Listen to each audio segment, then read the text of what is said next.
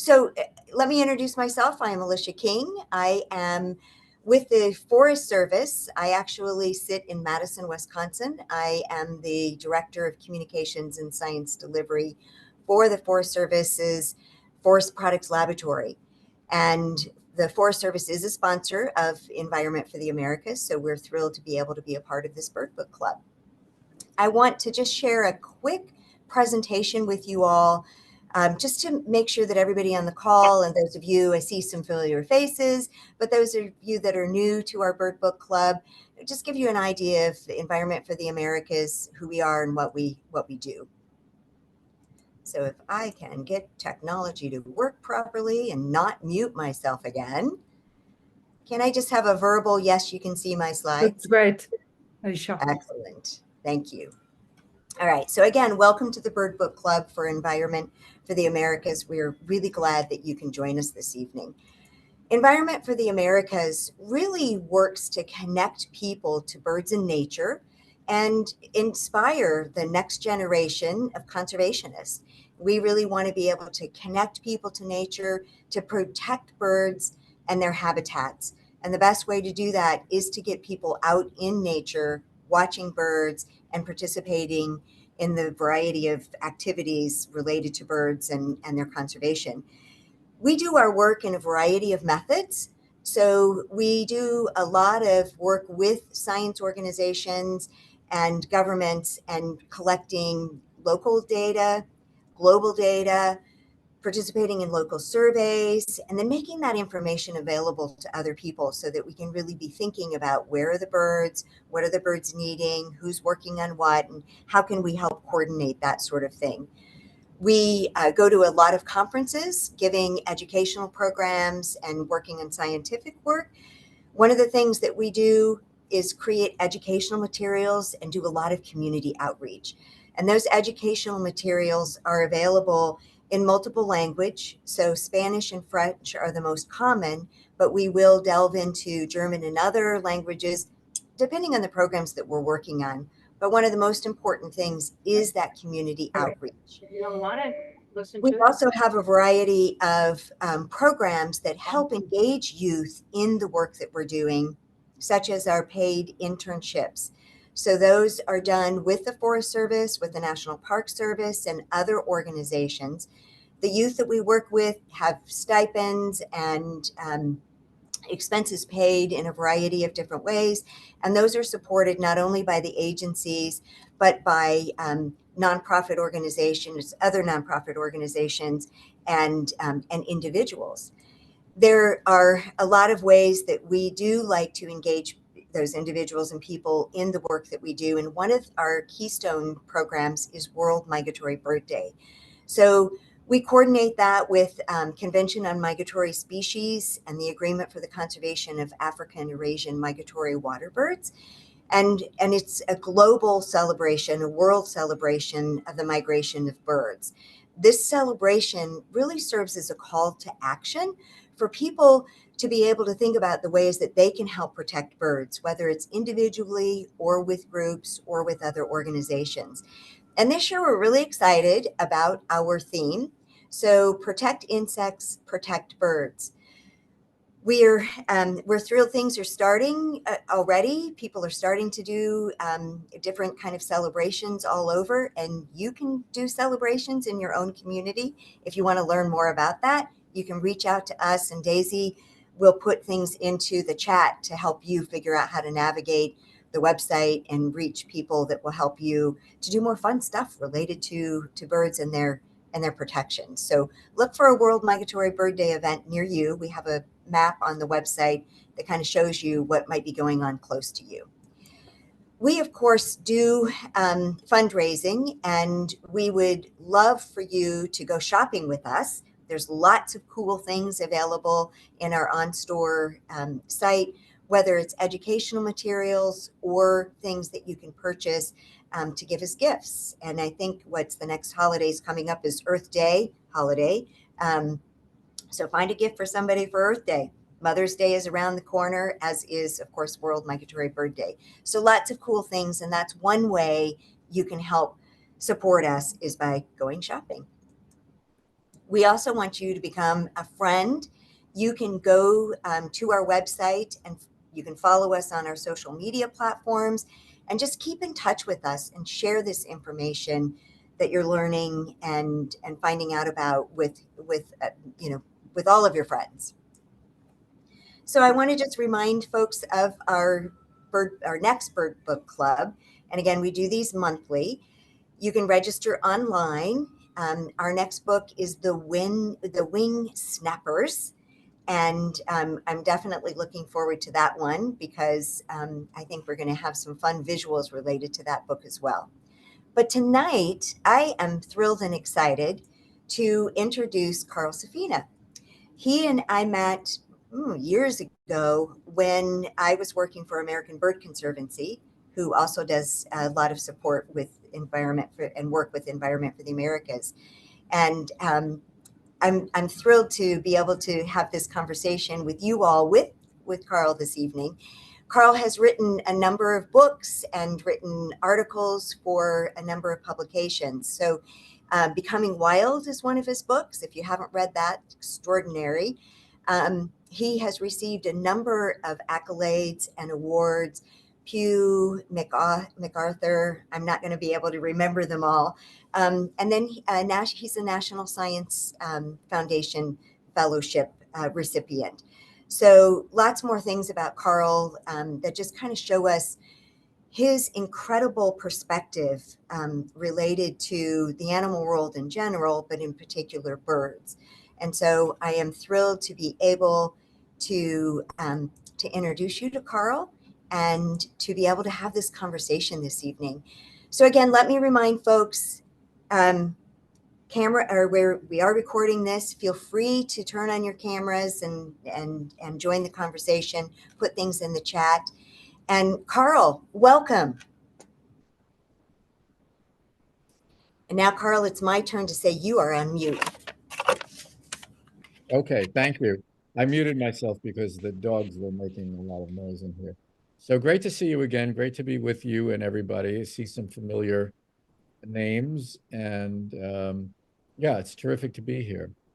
Um, I guess I'll talk just a little bit about the book, and then I'm hoping Alicia and I can just have a conversation about it, maybe be a little more casual in that way. So a few years ago, somebody texted me a photo saying, "Do you know what kind of bird this is?" And I had to look at it twice because it was a very rumpled up, very disheveled little ball of fluff. It wasn't at all clear to me that this could be a living bird. And I looked at it kind of closely and I said, well, from the size of it and the way that the toes are arranged, that's a screech owl, a nestling screech owl, pretty far from fledging. What's going on here? Is it still alive? And that person who sent me that text was a wildlife rehabilitator who was also working for me at the time and also happened to be our pet sitter. So um, we went back and forth a little bit on some ways to stabilize this little bird. She did a fantastic job of cleaning her up and getting her, beyond death's door. She was very, very close to dying when she was found, and she was not at all close to fledging. Something must have been raiding their nest and dragged her out and dropped her on the lawn. Anyway, it came to be that that rehabilitator and I conspired a little bit about the care of this little bird. I had a lot of experience with wildlife rehabilitation. I used to be a rehabilitator myself. I started a rehabilitation group on Long Island that is still going strong. And I used to be a falconer, so I've always had a lot of experience with handling and keeping these birds and keeping them healthy. Um, and so the game plan was that this little chick who started to thrive and was looking good, we would just do what's called a soft release in our backyard. A soft release is just when they get to flying age, they just fly off like they would normally leave a nest and just go. And that would have meant that in a couple of weeks, this little owl would be gone. But there was a developmental delay, probably caused by her near-death experience. And that caused us to hang on to her to make sure that her wing feathers that would allow her to fly would actually come in. They were very, very, very late. She thought she should be able to fly. She was flapping around, but she couldn't go anywhere. So eventually those feathers came in. I wanted to make sure that they would molt properly and that this would actually be an owl that would have a shot at a free living life. And um, by the time she was molted into her adult plumage, she was facing her first winter. And I thought this is really a bad time to think about leaving the cage door open because there'd probably be nothing for her to eat, but she can fly really well. So she'll probably just fly away and starve. We kept her until the next spring. And then using some falconry techniques, I started getting her into shape for her eventual free living life.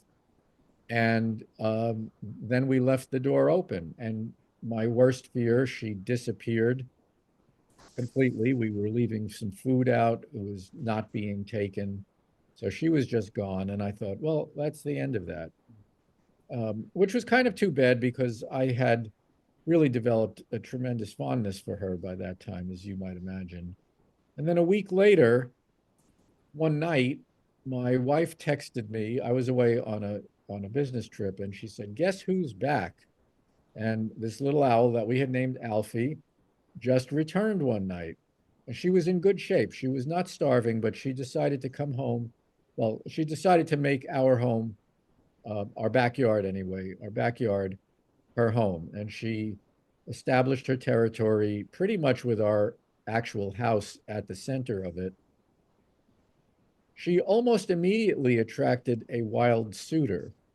And that was, I guess, not too surprising because she really was a stunner. She just looked so beautiful in her youthful first adult feathers, like a little debutante.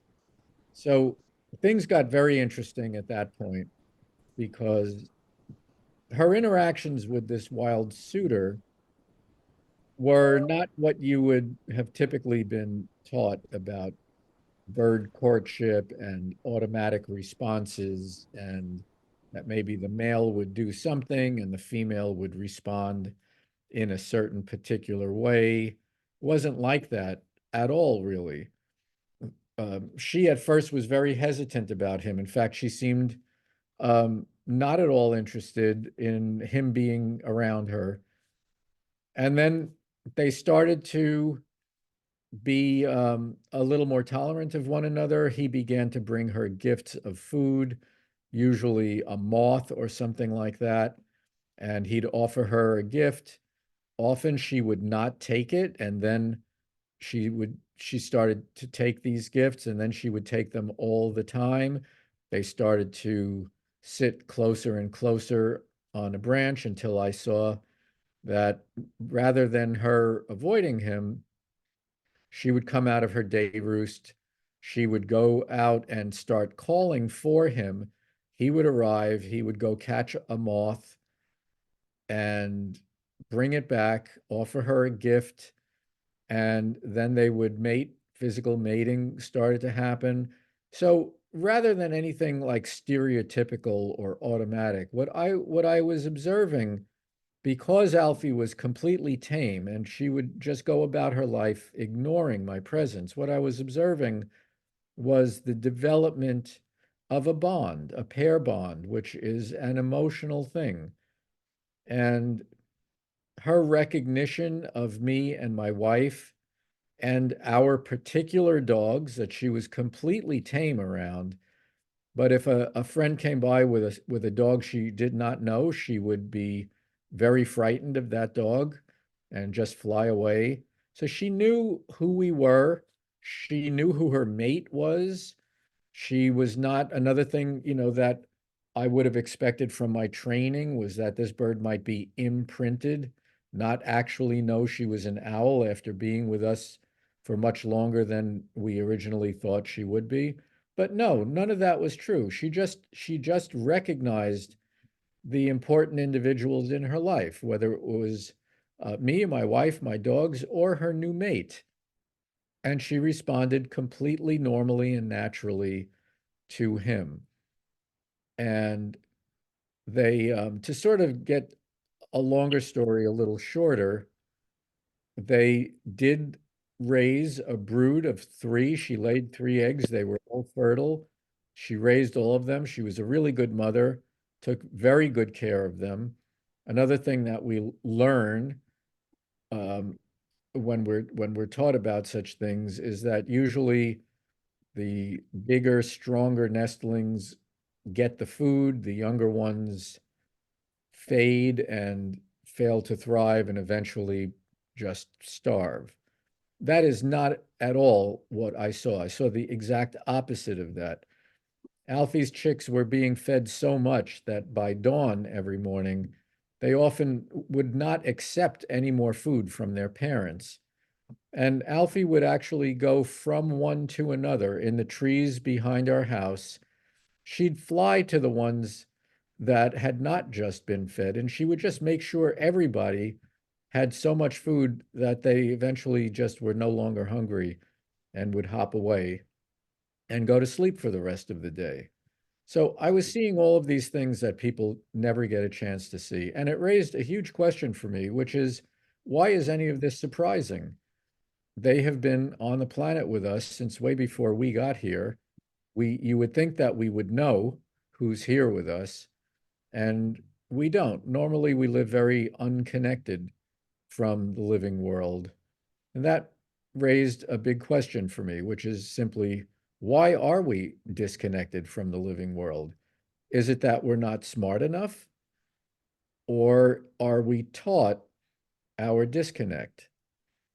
And to explore that, which makes up a big part of this book that is woven back and forth in between the story of the owls and their bonding and their hatching their chicks and raising their chicks and their chicks all surviving and successfully leaving. Woven into that is this question of, are we taught our disconnect? And I get at this by looking at what were other cultures taught about the human place in the world. That was something, comparative religion, comparative philosophy. I thought I was not really interested in it. But when I began delving into this question, it was incredibly, incredibly fascinating immediately because it explained so much about how we are, about how we value and devalue the world around us, and about not only where this came from, but how really different from most of the history of human thought around the world, how really different our culture's sense of our place in the world and the value of the world actually is. So, Alicia, you have gotten a little familiar with this book already. What would you like us to talk about it?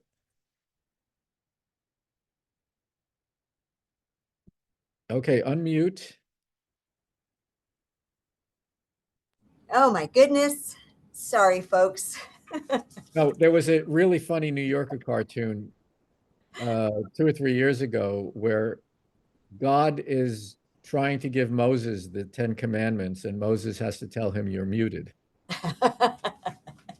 It seems to be somebody's got to do it just in general. Um, Carl, I enjoyed in particular this book, and it's always fun to be able to read books that people that I've worked with in the bird conservation world have written. Just because I know about you, and I've heard you speak multiple times, and been at meetings with you and so forth. But I have to say that as I was reading this book, one of the things that really kind of hit me was the way that you did weave in so many um, cultural discussions, discussions about just, the earthiness and the organicness of who we are and where we are on this earth and how we interact with the animals. And I wrote for those of you who come to these book clubs regularly, you know that, and I don't know if I can make it seen, but I typically, have the books, and I have my little pieces of paper that I want to, call out in particular. And on for those of you that have the book, page 21, I wrote a note that says, makes me look at owls differently. Because Carl, the way that you described this owl that became yours, you talked about the facial discs that give most owls their characteristic flat-faced look or specialized feathers that help funnel sound into their unique ear openings. And I'm not going to read the whole thing, but you talked about, okay, get ready for this, you guys. You talked about the color of dark chocolate giving cheek-like definition to her face and creating eyebrows like little clouds, and just your use of words. And I've been a big bird watcher for most of my life, and in bird conservation for most of my adult life. And I'm like, oh my gosh, I've never looked at owls like that before. And so it made me just think I am looking at owls so much more differently. So I think, certainly one of the things that I want to talk about a little bit is just the way that you do weave some of the thoughts that you've had, throughout this particular book. And another thing, that I had marked, I want to make sure I don't hop too much ahead of myself, is you talk about earth-based peoples apprehend all things as expressions of greater mystery, of the power working everywhere in nature throughout the cosmos. And that's on page 26.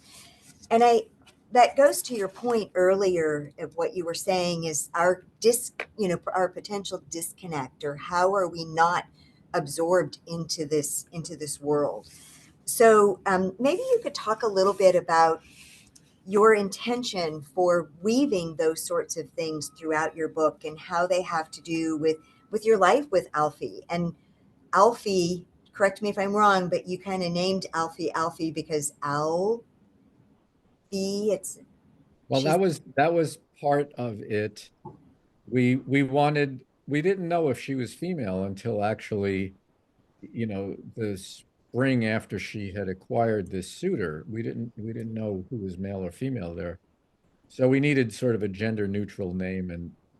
And I had known an owl many years ago, like 30 years ago, who we named Buckwheat after one of the little rascals in the Our Gang comedy. So when I was trying to think of gender neutral names, I thought, is there any other character in that actual group? So Alfalfa sounded like Owlfalfa and could be shortened to Alfie, which sounds like Owlfie. So we just stuck with that. It seemed cute enough at the time. I should say, you said this owl who became mine. Really, I think, the opposite. We became hers.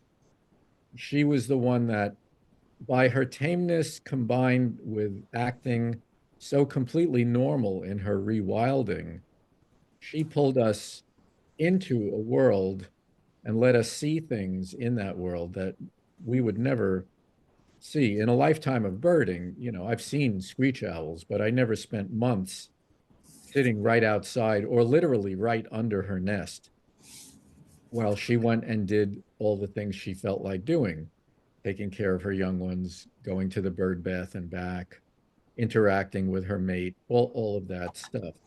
So she was really a portal. And um, the reason I was able to see so much of what was going on was that happened to happen in the year 2020 when COVID shut everything down. And my calendar had lots of travel and other responsibilities and disruptions all over it. And it got completely erased, like most of our calendars that year.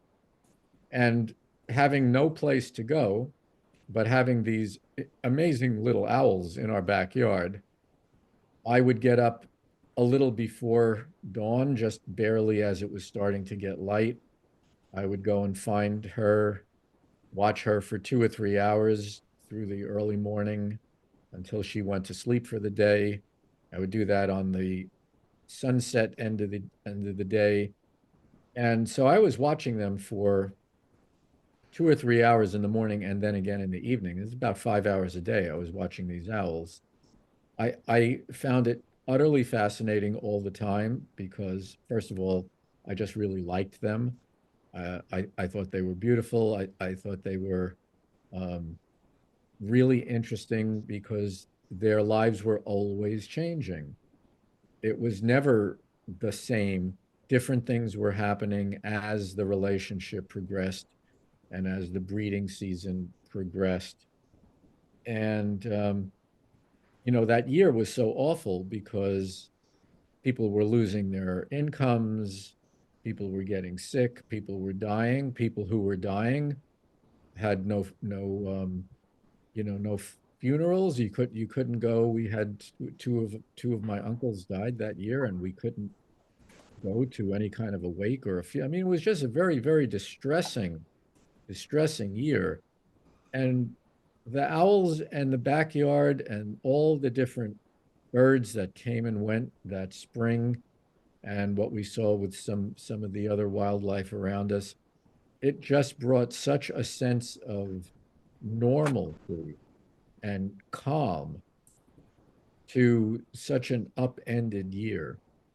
So, there was all of that, and I could have written just that.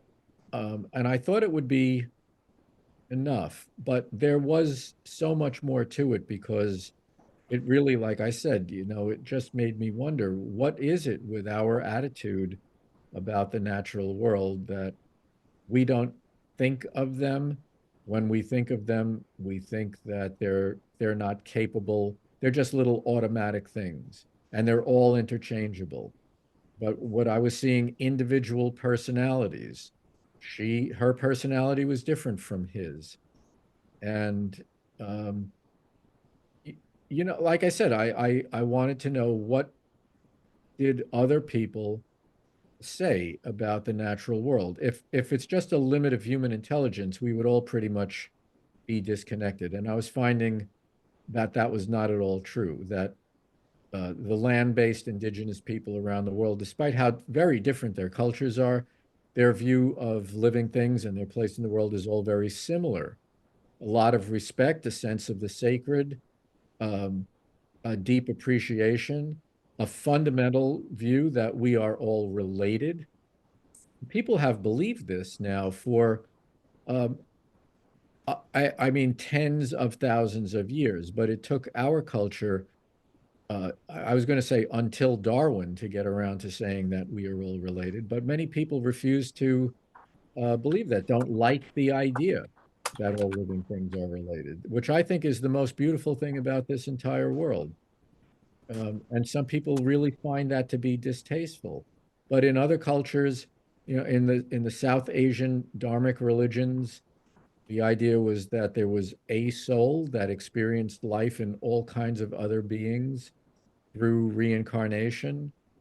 In East Asian philosophies, the idea was that the diversity of the world creates the unity that makes the world work, and that the dynamic balances of things that, well, they don't see them as opposite. We see them as opposite. Things like up and down.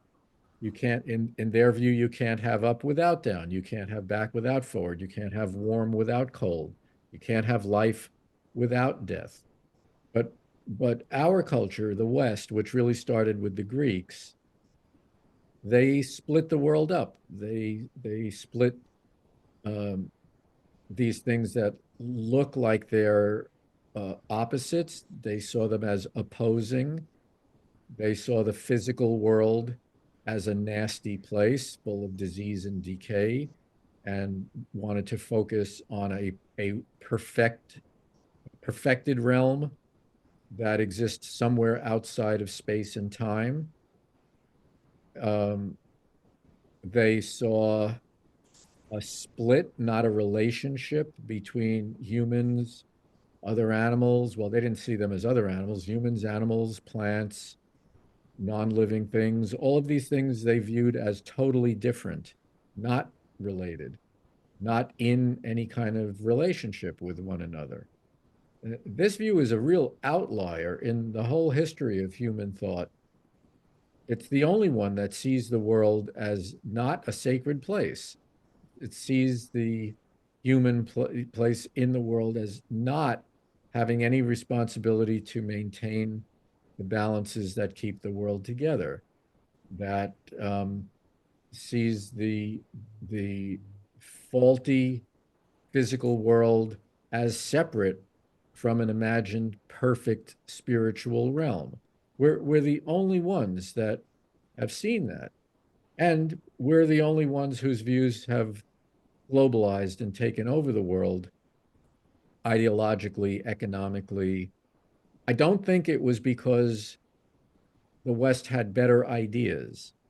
I think it's because by seeing things as opposites, me against you, us against them, man against woman, by seeing them as opposites, the feeling was we actually have no responsibilities to anything else. And I think that the West, when it began to explore the world, just felt free to be extraordinarily violent to other people and other natural places that we encountered.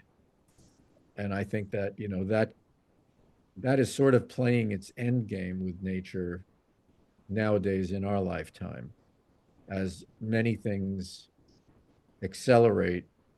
So, to the extent that seeing how we can actually fix all our problems has become very difficult. It's not like when I was in high school, we could fix the dirty air with the Clean Air Act. We could fix the dirty water with the Clean Water Act.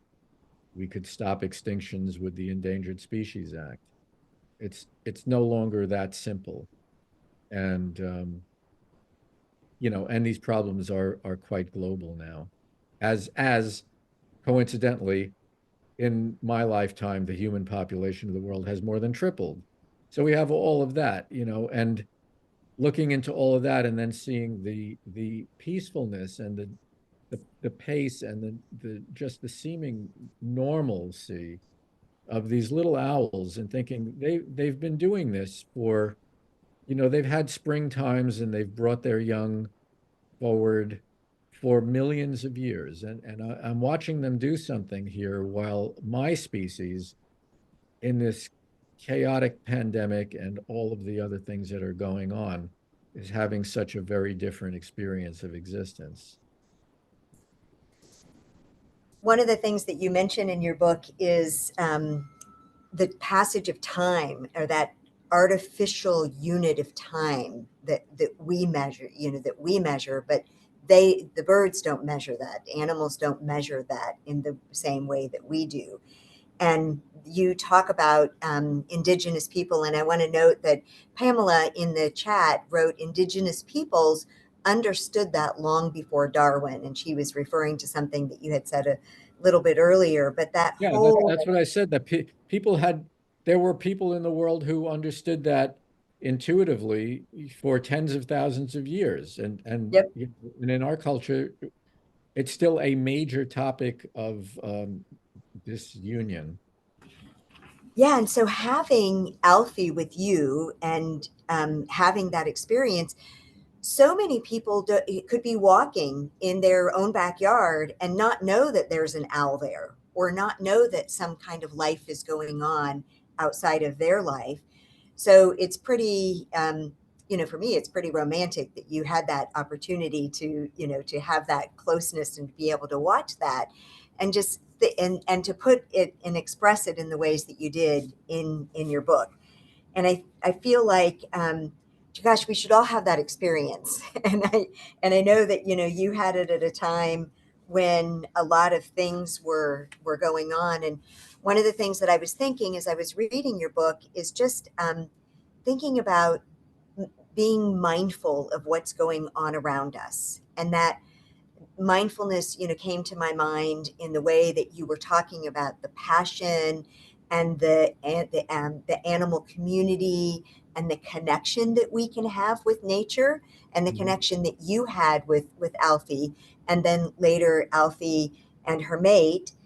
And just thinking about that particular opportunity that you had related to this owl. But I also um, look at you kind of as you were rearing this owl, and thinking about, oh wait, is it really prepared to go out into the real world? Is it gonna make it? Is it, oh, let me pull it back, and oh no, you're not ready yet. And the owl may have been thinking other things, but obviously not completely. But you were kind of like a fussy foster parent, like, oh, wait a minute, are you sure you're ready for this? Are you gonna go? And clearly, um, the impact of your humanness on this owl, was felt by this owl. I mean, obviously choosing to come back to your home and then raising three chicks, and you said, stuffing them to the point where they're, no, I can't eat anymore. But I am curious. I mean, how do you kind of think about that in the big context of things? I mean, how many of you out there, not everybody has their cameras on, but, would love to have this experience that Carl and Patricia had with this owl family? I mean, amazing. Yeah, quite magical, really. And yeah, as an ecologist who studied wild birds for many years in various places, I know that being a young wild animal is a very dangerous thing. A lot of them do not make it to year one. And there are all kinds of things that can befall them and go wrong. And yet, just living in a cage is not a life, it's just an existence. So it wasn't really much of a question. She had to be able to at least take a shot at the life that she was born to live. But of course, I worried greatly. And as it turned out, everything went so well that it's actually amazing. Even now, it's amazing. She's still around, and she's going on her sixth birthday, and she's got her new mate with her out there somewhere. I heard her earlier. They're not far away. I'm not sure why she decided after almost a week to come back into our yard. It may be that she just felt more comfortable there. I am pretty sure she was not coming back for those days because she was not taking any food that we left out. It wasn't just like she was around and we weren't seeing her. So why did she come back? Unclear. Maybe, like many young birds, she was looking for an unoccupied, good territory that had enough food and she wasn't finding one. Maybe in all the territories she was going through, she was getting chased around by residents who had already claimed it. That's a strong possibility. Another possibility is just she wasn't catching a lot of food out there, and she just thought she'd come back and see what was going on in the place she knew best. But she was not thin when she got back. She seemed to be taking care of herself pretty well. So who knows? As much as I know her, there are a lot of mysteries about her and about her life. It is a little bit like having a human child who goes off and you know them, you see them, but there's a lot that they do that you don't know about. And that's kind of the way it is with her and with us. So Carl, I did want to make sure if any other folks have questions or thoughts, they put them in the chat and feel free to ask a question of Carl. I did have a question about another dog. It's like, you what? You got another dog? And I guess Alfie was not as thrilled with the third dog, right? That was a third new Yeah, dog. when that new dog was brand new, Alfie was kind of freaked out about that dog, and it took her weeks to calm down and just act okay around it and not be frightened. I thought maybe while people are thinking of things they'd like to ask and talk about, I could read you one passage that's from late in the book because, our connection to things is our religious sense. Religiosity is really a matter of feeling connected to something that is bigger than us in space and in time. And my feeling about, um, the actual universe, the physical world, the living world, the wild animals that we know, our pets who are part of our family. Um, all of that is, of course, much bigger than I am in space and in time. So I'll read you one passage from late in the book.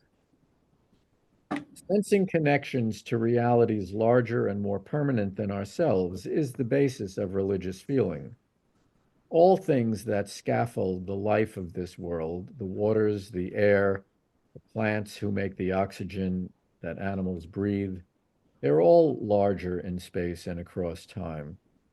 This confronts us with value of such enormity, with our entire existence, with the sheer possibility of us, that we mostly can't even see it.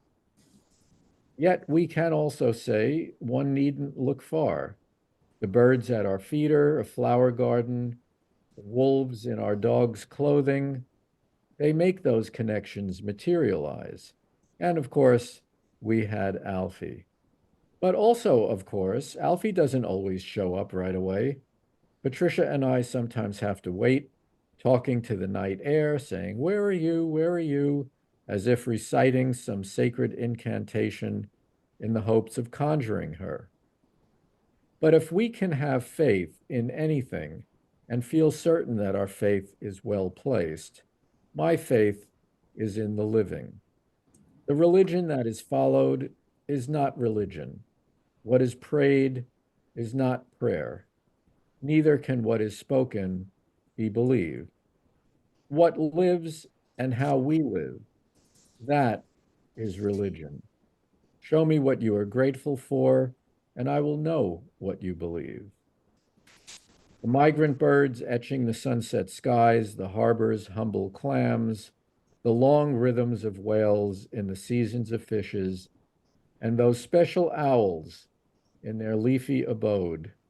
In grand spectacle and subtlest detail, nature is scripture unscripted, delivered directly. Alfie's sermons are brief, but she is a powerful preacher. Alfie and I live the shared prayer, and it's deep, but it's delightful.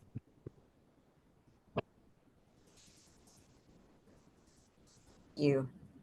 I love the poeticness of so much of what you write. In this book, toward the end, you maybe a little past halfway, you talked about messengers, how a messenger bird, and you don't think that birds can be spirit messengers. And I never really thought about what I would come back as if I was a bird. One of my favorite birds is the sandhill crane. And I see them walking in my yard on a regular basis and nesting in a pond area near my house. But I never really thought about it. But can you talk a little bit more about messenger birds and kind of what your thought was related to that? And for folks that want to know where that is, it's Yeah, 232 in the book. Oh, thank you. Wow, you are really good. You're really on it. Thank you. Well, owls in particular are believed in many cultures to be messengers, but what they are messengers of is a little bit all over the map. Many cultures think that they are harbingers of death or something very bad that's about to happen. If you see the movie Killers of the Flower Moon, there's a trope in that movie where a number of people are slowly dying, and every now and then they have a vision of an owl that the people around them cannot see, but what the audience and the sick person see this owl. Asterisk, it's not a native North American owl. It's a Eurasian eagle owl. But that aside, there are some other cultures who think that owls are messengers of good luck, but they're often seen as messengers because they're such unusual birds in various ways. They have those faces that look so much like a human or a primate face. They live in the shadows and in the darkness, where for most of human existence, you really couldn't go anywhere at night. It was dark and dangerous, but the owls navigated that no problem at all. So they were really mysterious. They had this power of being able to move at night. They come and go completely silently, and they really are silent. They can fly right in front of your face without you hearing them. So for all of those reasons, they were kind of loaded up with, this sense of being magical or sorcerers or mysterious. In Europe, they were believed to be messengers of the devil. But, Alfie's message to me was that we are all part of one family of life. That's a pretty important message, I think. Definitely. I do love the way you explain that relationship throughout the book and relate it to so many of the things that you've talked about this evening. I just want to point out a few things that are in our chat just so that we don't miss them. It looks like Catherine has had some good luck with screech owls in her yard. And then Janet mentions that the book explains so many disconnects she sees in her family, her town, her whole culture. And she says, we are conflicted. Alfie was a way of presenting this disconnect through a wonderful story. So thanks for that, Janet. Thank you. Yeah. And Nuri likes to think that you think, I'd like to think that you, as the only real planetary writer, did get a response from an animal that must have recognized that she truly existed for you as a fellow planet being.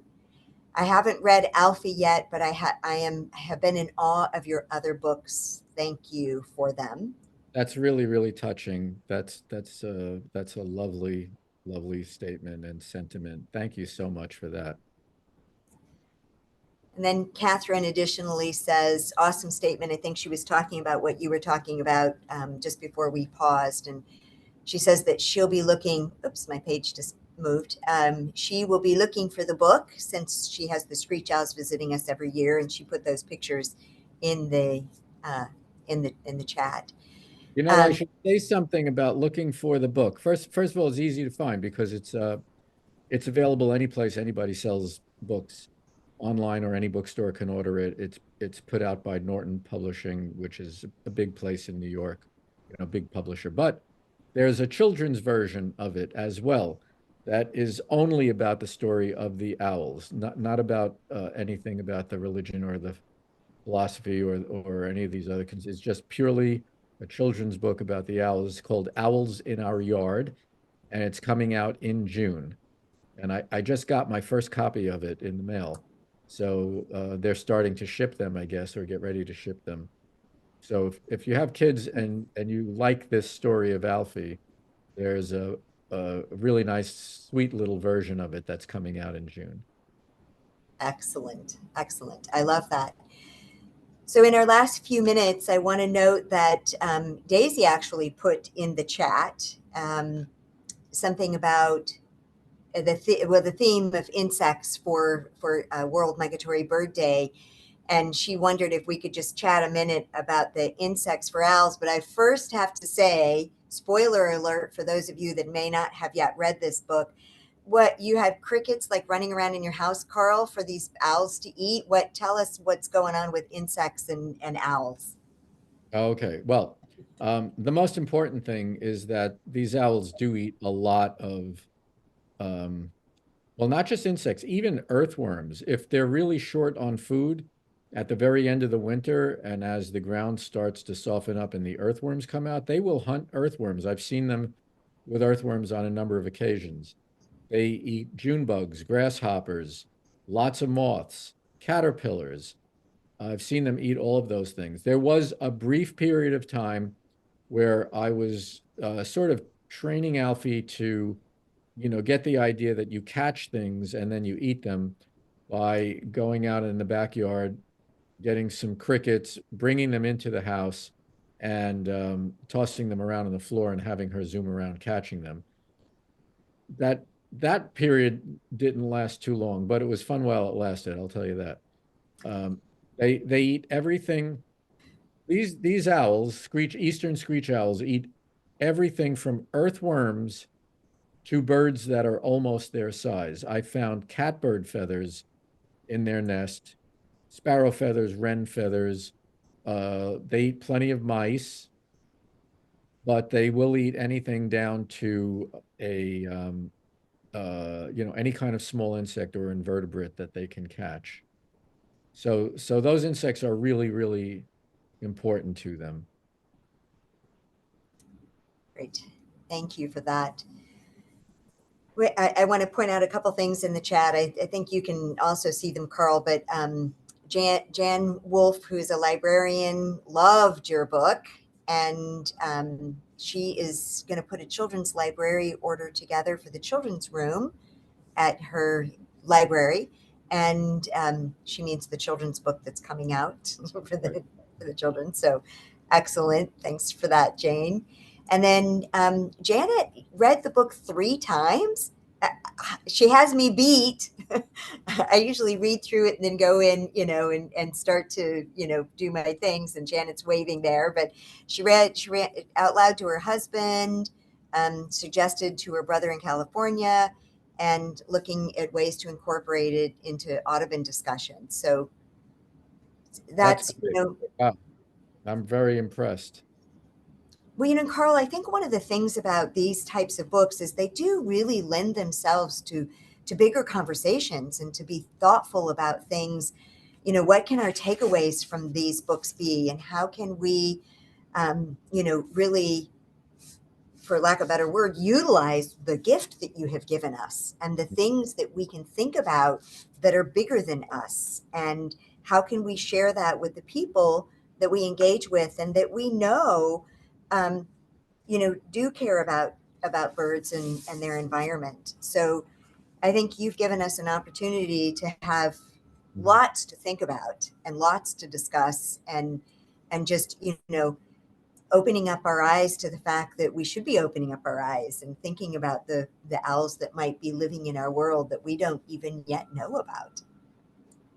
Well, in that case, I think I would say that as far as concerns you, I've done my job, because it was a big decision whether to just leave the book at a sweet story about the owls or try to give some people something to think about that, I was really thinking about so intensely for that whole year. Yeah, well, thank you for that. We've got just a couple minutes left. I do want to remind folks of our next Bird Book Club next week. All of that, or next month, all of that information can be found online. And Carl, I usually recommend to folks, some people have read the book. A lot of people join the Bird Book Club and learn about it, and then they're excited about getting the book and reading it. And so, as Carl said, it's available in a lot of places. We encourage you to go to your local bookstore and see if they have it. And if they don't, actually, even, I think at least in the Madison area, there were several bookstores that had this book available. But if not, you can ask them to order it and to get it for you. You can go to online book stores or stores and order it there as well. But again, it's a lovely book with lovely sentiment, lovely thoughts, and things that made me think beyond just the sweet story of, oh, you did it, you helped an owl. And so I appreciate that. And folks, I appreciate everybody who joined us this evening. Thanks for joining our conversation. And Carl, any last parting moments you want to leave with us before we end for this evening? I think I will end with the most unprofound statement of the evening, which is, because we were talking about buying the books. If you go online to buy it, do not get an advanced reader's copy. There are a few of them floating around for sale. They are, in this particular book's case, there are some massive errors in the book where several pages worth are completely screwed up. So don't get those. Get a copy of the actual book that was actually published by Norton. Other than that, I think, the idea that we live in a relational world, not just a transactional world, is maybe the oldest realization that human beings had about our place in the world. And we may be the only animals that actually have ever wondered about our place in the world. That idea, that sense that we live in a relational world, that was not only a really good idea, it may be the originating idea for what made us human, and it also happens to be true. So stick with that. Thank you so much, Carl, for joining us in the Environment for the Americas Bird Book Club. Pleasure to have you as part of the book club and chatting with us this evening. And thank you again, everybody, for joining us. And we will see you next month for the April Bird Book Club. Take care, Well, everybody.